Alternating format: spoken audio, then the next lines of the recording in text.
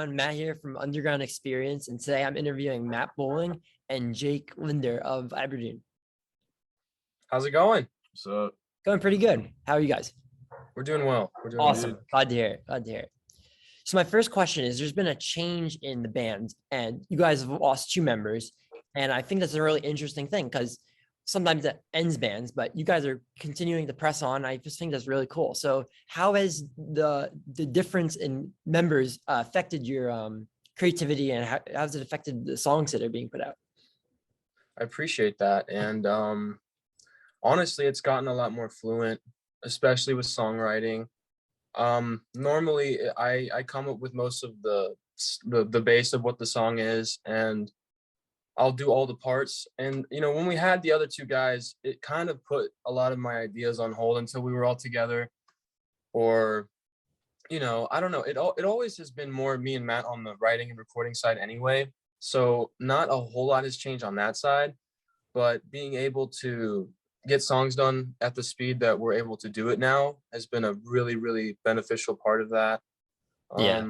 Instead of having to send it off to other people to double check if they Yeah, like it. it's more your own vision. It's a lot more fluent, and me and him kind of have more of a idea of what we want Aberdeen to be. And we always have kind of been the guys who do most of the stuff behind the scenes anyway, so it hasn't been like an enormous transition or anything, but I can definitely tell that it's the best move for the band for sure. Yeah, that's awesome. Very very brave choice of you to do that, because sometimes things get rocky, but nice job. So now let's talk a little bit about the change in sounds, because you guys first put out your album, I think Lamb, in 2020, right? Yeah. A great album, by the way. I was thinking of reviewing this. Thank you. Yeah, I love the album. But point being is that sounded very grungy and very much like Nirvana. And like I think that was the only complaint some people had it, like me too. Like we were like, this sounds a lot like Nirvana, which is great. That's a great band to sound like, but you want to do your own thing, obviously. And I think that you guys have done an excellent job of doing that, because the next EPs you've put out, Bliss Part 1 and 2, have this distinct, like almost new sound. It's like psych rock grunge almost. Would you say that's accurate or no? Yeah. Alternative psych grunge. Yeah, alternative psych. And I really like that influence. And just not only have you gone in that direction with music, but also the art, like that design that's not on the, on Spotify when you're listening to it, and that has a design, like even that like psych design that you guys made is so cool. So I like how that's gone. So what kind of inspired that change? Well, the transition between Lamb and now, I kind of got bored of listening to the grunge stuff, honestly, because I had listened to it high school nonstop all the time, and I kind of grew as a person a little bit, and I was kind of venturing out for different music, and I found psychedelic rock, and it blew my mind. And specifically Pink Floyd and the Dead, I really like. Oh, really? That's awesome. And I can really, I can definitely say that finding psychedelic rock and also just older rock in general, like 70s rock and just 60s rock in general, really, really, really had a big impact on me in the last 6 months. And that definitely is what changed our sound. And Matt has grown a lot, I'm sure, with influences too. Yeah. It was definitely more raw and just punky and grungy at first, but now that we're starting to recognize that we can venture off too, those influences kind of gave us the tools in a way to be able to make our own original sound. We don't have to put ourselves in a box of we have to sound this way or whatever. We kind of roam free with whatever fits our definition of Aberdeen, kind of. That's beautiful, because at the end of the day, you guys are artists and creators, and you're expressing yourself, so there should be no limit on what you can and can't do when you're talking about expressing yourself. So I think that's a really good thing, and I think you guys have done a great job of doing that. I think a really excellent job of doing that. So next, let's talk a little bit about the future of the band. So I know there's probably a lot of confidential stuff going on, because you're not going to tell everyone everything, but what's some stuff you're working on, just so that way the fans get a little hyped about it. Oh man, a lot of stuff. We're working on a tour for sure. That's the closest thing that's coming up. with a really amazing band called Boz. They're also on Spotify. Everyone should check Wow. them Okay. out. Really cool guys. But we're planning a little tour with them pretty soon. We're working on music videos for sure. Those will be coming up soon.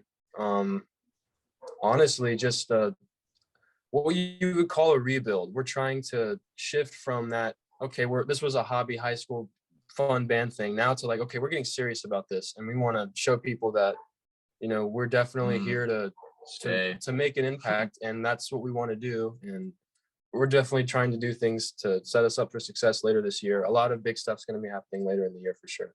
That's great to hear. That's really cool. That makes me excited. Yeah. So another question I have is that you guys are obviously out of the Texas scene, which is actually kind of really big right now. Obviously the biggest scene right now is LA that I've noticed for underground bands coming out, but Texas is also really, really big. And especially the area of Denton, I think, isn't that where you guys are located, around there? So Yeah, we're like around Dallas, Fort down Worth. Dallas, yeah. I've seen a lot of bands when I've been. The thing is, when I find bands, I usually find one, and that leads me to like 3 more, which leads me to 5 more, because bands are so interconnected. They open for each other because there's a community. So Yeah. I've noticed a lot ever since I was with you guys. I noticed a lot of bands from Texas, and there's some really good ones. I like Blue Field a lot. That's another one. They're awesome. Yeah. Yeah. So what do you guys have to say about that? Like, does it feel like cool to see this kind of resurgence of rock in your home area? Yeah, I think it's freaking awesome. And to have sort of a rock scene come back is what I've wanted since high school.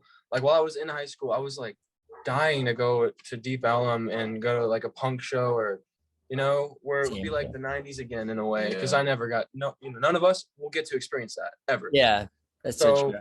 You know, I wanted to kind of experience that for sure in high school, and there was not a scene.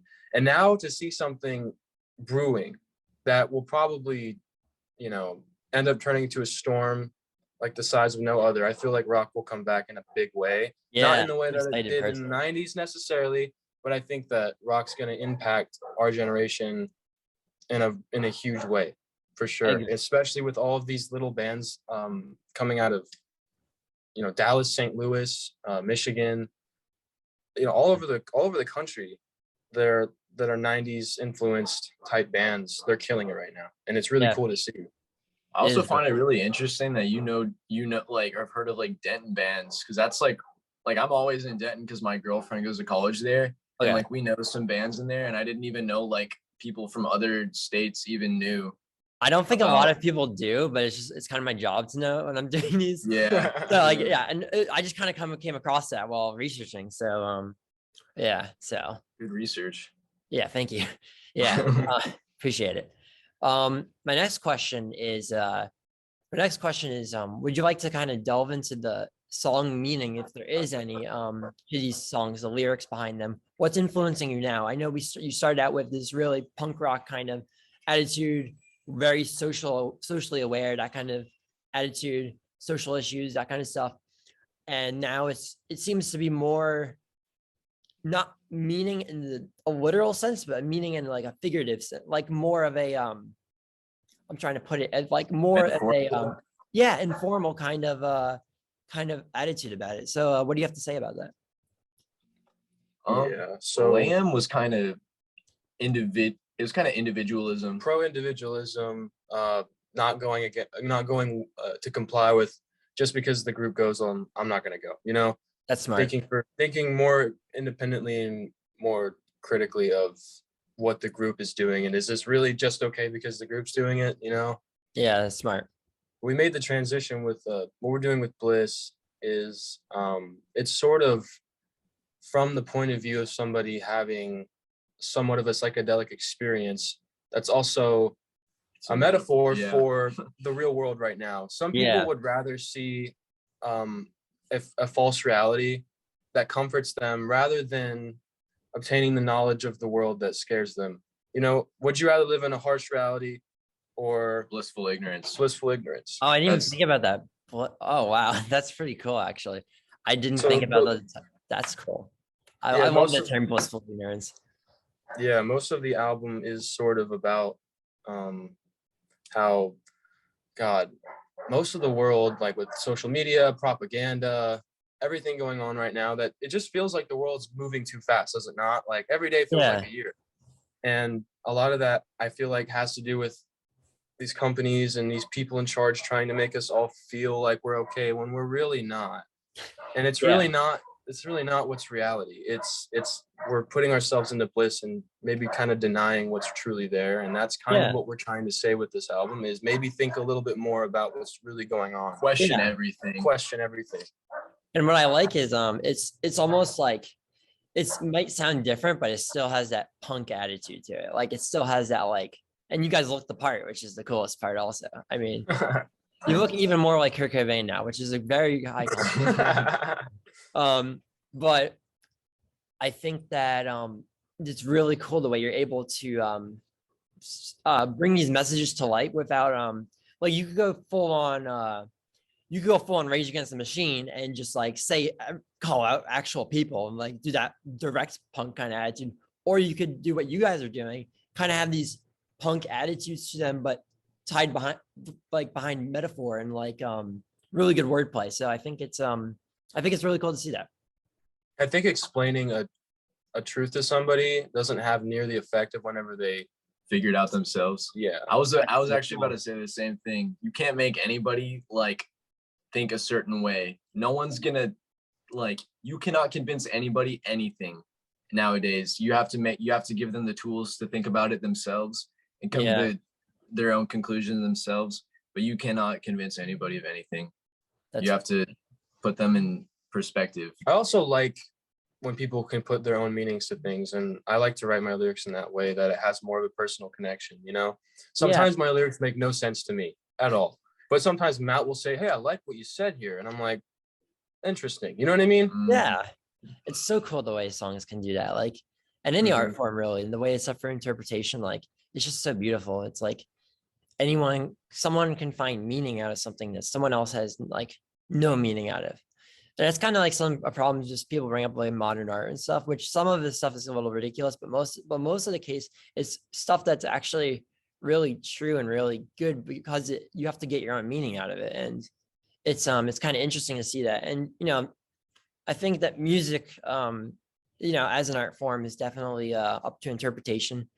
And I love some of my favorite songs are songs like where no one knows what it's actually about. Like the one song is like Bohemian Rhapsody, for example, which you could come to the conclusion that it's about Freddie Mercury coming out as gay, but that's never been confirmed. And like that song can have so many meanings based on your like own listening to that. Another song I think of which actually sounds a lot like your music, Comfortably Numb by Pink Floyd. That's another one that the meaning has people debate about the meaning. And I think that not like a serious debate, but that discussion is an important one to have and like a really cool one to have. Because like everyone has their own individual experience. So I think it's really cool. Right. Have you ever thought about like Hotel California? Like that's one of those that no one knows what it's about. It's like that's another one. I think personally, it's like a little bit of Scientology because it's a hotel in California and they're trying to keep you there. But that's just like my interpretation of it. I have no idea what it's about. Cool. But yeah, carry on. Sorry. No, don't apologize. This is an interview. You're the one who's supposed to be talking. I just got carried away. There you go. So what is your guys' favorite track off these new EPs, Bliss Part 1 and 2? If you had to pick one. I know it's a very hard question. It's like choosing a favorite child sometimes, but Bliss. I think, Bliss is our favorite, and there's multiple reasons. We will be incorporating more things like this throughout the album, but if you listen really carefully, on the bridge of Bliss, I interviewed my family members and asked them what bliss meant to them, the word and examples of it in their life.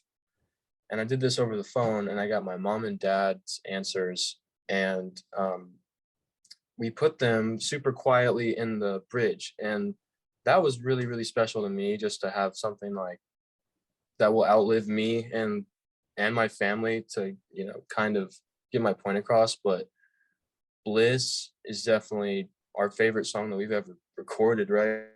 Yeah. I mean, I like listening to that song. Like normally I think that people get a lot of shit for listening to their own music, but I don't feel I wouldn't say that is a bad thing. Bliss. I feel like really happy. Yeah, I mean some people criticize it. Really, I don't listen to that really, but I listened to our stuff until I got tired of it. And Yeah. Yeah, actually, me and Matt Bliss had a for sure. conversation about that. We were saying, he was like, maybe don't use for the promotional videos. Like, maybe don't use "We're All Mad Here" because we overplayed that on TikTok. I was like, no, that's not the one. Fumes is the one that was overplayed on TikTok. That song was stuck in my head for like so Yeah, long. that one too. Yeah. So I mean, yeah, we love "We're All Mad Here." We love "Fumes" too. I think those are some of our favorites. But Yeah, the ones that we really wish would have a little bit more attention because we put a little bit more personal meaning into them would be "Bliss," "Carpe Diem." Episode 2, pretty much. Yeah, episode Yeah. 2. We really I like want. Delirium a lot. Thank you. Yeah, that one was totally Pink Floyd influenced. Yeah, for sure. Yeah. For sure. Yeah. So you guys have an upcoming show, right? Reno's Chop Shop. It's our first show in a long time, and Yeah. it's in one of our top cities in our hometown. So we're definitely gonna try and pull a lot of people there. We're the only band playing this time, not like the other times where we have openers or we're opening for somebody. It's gonna be kind Really of a cool. special night for us to kind of connect with the people who support us and kind of hang out with them afterwards. We're planning on, playing for a bit. It's gonna be really it's gonna be relaxed. It's gonna be really fun, and cool. we don't really have like a huge time restriction either, so we'll have time to like hang out and kind of talk a little bit and play some music. It'll be a really fun night. The set will definitely include a little bit of everything for sure. So we'll have maybe a some lot of the stuff from Lamb Lamb? stuff. Definitely, we'll have some Lamb stuff. We'll play some of the new stuff. And we have a huge surprise we won't reveal until the night of the show. If you're there, you might hear about it sooner though. Yeah, you should. I think everyone who's in the area should definitely consider going. I mean, I think not. I mean, yeah, you could be seeing like one of the next rock bands. Like that's pretty cool. It's like one of the next big ones. Yeah, and even if not, they're having a fun time. And hey, rock and roll concerts are fun, man. They are fun. Yeah, I've only been to one actually somehow, because I wasn't that big into music actually, like until like my junior year of high school, and then the pandemic hit, so didn't like. So it was like really. Yeah. So, but I went to Dead and Company in Hartford. Cool. Yeah, it was really cool. Hell yeah. What's your guys' favorite concert experience you've ever been to? I have not gone to many concerts, but 21 Pilots is definitely one of the best ones. They're awesome. I think my favorite I've ever been to is Tame Impala. It was most recently. Wow, that's pretty cool. He was killer. It was ridiculous. I was so jealous. I was like, if I can even be 1/100th of this man by the end of my life, I'm gonna be happy. I think you guys are definitely gonna get there. Might take a while, but yeah, you guys are putting in the work. A lot of hard work. Long time. Yeah, you guys are putting in the work. That's what matters. Yeah, we're not afraid of that for sure. Yeah, for sure. How do you feel about being on the cover of the playlist, the Underground Experience playlist? I'm honored. I'm very honored. I appreciate it. Yeah. I thought that picture looked awesome, and I was like, what kind of dork is representing this cool ass playlist? Yeah. But I'm honored. I think it's awesome. Yeah, I definitely see you as like the face of. Maybe it's just because you were the first band I interviewed all the way back then, but I see you guys as definitely like one of the big ones. So we really appreciate it. Thank you. Yeah, of course. So I know that Jake has a solo project, Mud Puppies. I do. Would you like to talk a little bit about that? Yes, that is my outlet. Yeah, that's my outlet for all the weird shit that doesn't make it into Aberdeen. And I made a full psychedelic rock album called Motel Mercury that's sort of about, from the listener's point of view, like if they were wearing headphones, this is what it would sound like going to a psychedelic hotel. And this is like kind of the story. And each song connects with like different parts of the trip, and it's interesting. I really liked making it. I had a lot of fun making it. That was probably one of the most fun albums to make, and I got to do it with like people who had no know-how about music. Like my buddies would come in and just like give me random advice, and it would resonate with me really well. It was really organic, and it was really fun to make. Cool. But I'm glad you mentioned that. I really I didn't hear about it for a while, and then I was doing some research again, and I was just like, Jake have his own solo stuff, and then I checked it out. I was like, wow, this is pretty good. I was like, yeah, it's definitely different than the Aberdeen, but it's really good. Yeah, definitely. Yeah, for sure. Well, I appreciate it. Yeah, of course. So about this tour, I know you're not going to announce like everything, but how far do you think you're going to go? Is it going to be Texas, or is it, you think, in the whole country? Oh man, we're going for sure up north. We're definitely hitting Texas, but I don't know 100% all of the cities where we'll be going, but I do know it will be around the Michigan area is where we're going to hit sooner. Later this year, we're probably going to venture out to some of the more New York, maybe. Yeah, like New York. the bigger cities like New York, Seattle, LA. That'll probably have to wait till the second half of the year. But right now, we're trying to cover sort of the middle of the US. It'll be our first tour.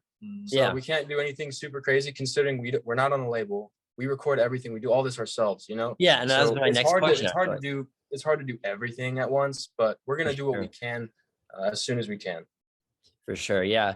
That was my next question, actually. I was going to say, how do you guys like being an independent band? I mean, a lot of bands, smaller bands are like that because they haven't found the label yet, but you guys are actually at a point where you may have enough like stuff on Spotify, enough like listeners on all the platforms where you could actually ascertain a label. But how's it feel, like, what have you noticed about the like pros and cons of being independent, and what do you think about that? It's a little bit more work to not get screwed over. That's a good way of putting it. I mean, I love being independent. I hate working for people. I have always hated for working for people, and I've always kind of wanted to be my own boss. I've always wanted to start my own businesses, and I've always wanted to make my own money. And whenever there's not somebody in my ear telling me what to do and taking a whole 60% of what I'm getting at the end of this, I'm way more happy. Yeah. And if I have to do a lot more work to make that happen, I'm more than willing to do that. I love working whenever it's something that I'm passionate about, you know?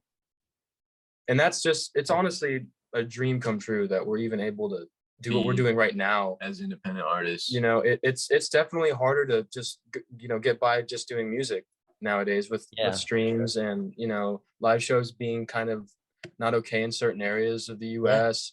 It's harder right now. And the fact that we're lucky enough to be able to sustain just what we're doing right now is amazing, and already all I could really ask for. You know, I'm so grateful for everyone who's supported us. Well, that about wraps things up. Thank you guys so much for being with us. This is the first interview going up on Underground Experience, YouTube, potentially Spotify and Apple Music. I'm not sure yet, but right now definitely YouTube. But thank you guys so much for being here. Do you guys have any parting words? Go stream Bliss and support your local bands. Damn it. Yep. I agree. Also, breathe, relax, and think for yourself. I like that. Very good. All right, we'll see you guys around. Make sure you like, subscribe, comment. All this stuff would be greatly appreciated. Maybe even share with a friend. That'd be so great. But yeah, see you guys around. See ya. See ya.